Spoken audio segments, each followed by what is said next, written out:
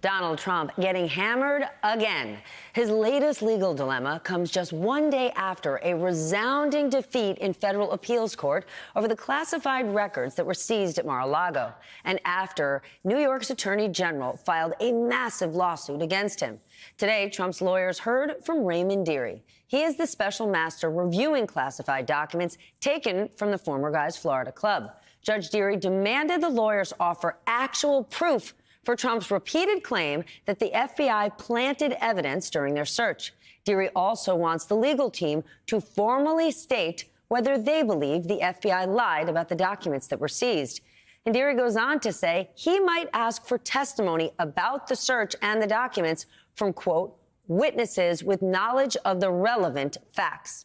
One more sign that the special master, he means business. He is pushing for another judge to help review the thousands of items that were found in Trump's home. The former president has claimed he declassified sensitive records that he took from the White House by just thinking about it. Last night, he told Sean Hannity that he is able to do that just by thinking. Apparently, that was news to some Senate Republicans. I think there's a process for declassifying documents, and I think it ought to be adhered to and followed. And I think that should apply to anybody who has access to or deals with classified information. I believe, as I understand the executive branch requirements, there is a process that one must go through. That process is more than just a thought.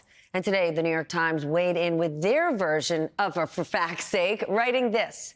The 2009 executive order directs the head of the department or agency that originally deemed information classified to oversee declassification reviews. The executive branch has regulations laying out the process that should be followed.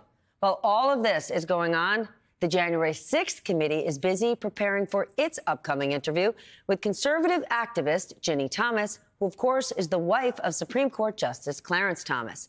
Tonight, the panel's chairman explained why they are eager to hear from her. For the committee, we think because she was involved in helping organize and promote January 6th, and individuals coming to the Capitol. Could we possibly expect pieces of her testimony to be referenced or mentioned in next week's hearing, or?